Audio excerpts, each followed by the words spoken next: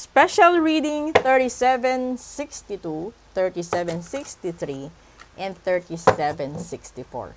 So, alamin natin kung ano ba yung mga sitwasyon, no, na magkakaroon ng tuldok at katapusan at sad endings in 20 days from today.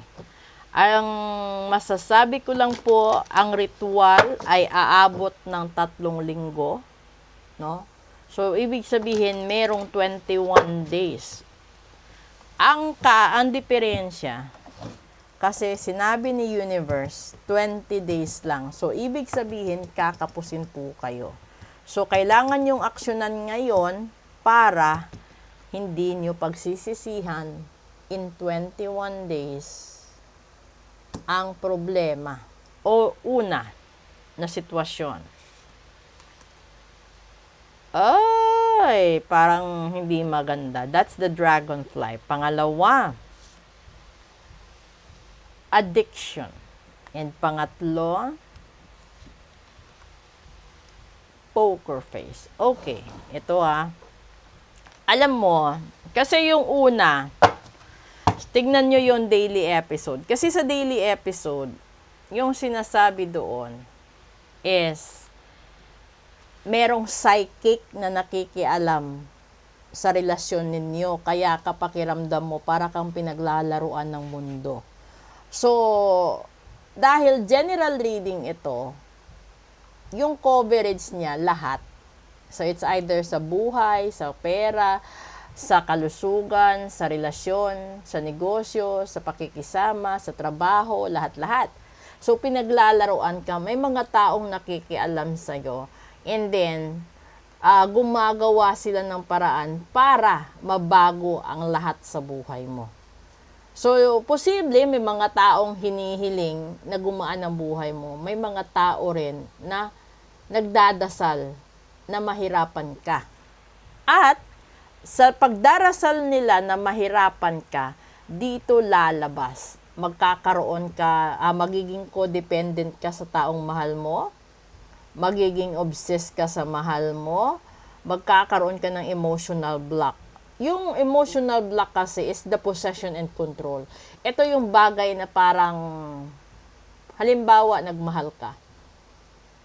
Tapos, sasabihin ng taong mahal mo na, kung ayaw mo kung mawala, intindihin mo ko. Kung ayaw mo kung mawala sa tabi mo, gawin mo ito. Yan yun. So, ibig sabihin, naku-corner ka dahil merong gumagawa na iba. At, ito din, no? Ito yung mga bagay na parang sumusugal ka. Halimbawa, may asawa ka sa abroad, no? Dalawa lang naman yung magiging bisyo mo dito Kung hindi sa babae or sa lalaki, malamang yung susunod mong bisyo dito sugal. Kaya mauubos yung pera na pinapadala sa'yo. Alin man dyan, kung saan ka man naging addict, no? Naging addict ka man sa pagkakaroon ng third party, naging addict ka man sa alcohol, naging addict ka sa gambling. Lahat yan dahil sa mga taong nagdadasal para malugi ka, iwanan ka, mawalan ka. 'Di ba? At yung iba, pinakamahirap, binabarang ka talaga para yung kalusugan mo bumagsak, yung negosyo mo bumagsak, iwanan ka ng taong mahal mo, talikuran ka ng mga anak mo, kalabanin ka ng mga tao. At yan po ay posible. At kapag yan lahat nangyayari ngayon sa buhay mo or sa mga nakaraang mga taon, ibig sabihin, natatamaan kayo doon sa mga ritual ng mga taong ayaw sa inyo. So, yung solusyon, tatanungin nyo, di ba? Madam, anong solusyon? Tanggalin mo. Pagkatapos mong tanggalin, i-cleansing mo. Pagkatapos mong i-cleansing, protectionan mo. Kasi magkaiba yung cleansing sa pera, cleansing sa emotion, cleansing sa kalusugan, at saka yung cleansing mo sa negosyo. Lalong-lalo na kung yung negosyo mo namatayan. At yung cleansing sa bahay na bago, sa kotse na bago, sa kung anong gamit ang bago. At sa mga gamit na second hand. Yun.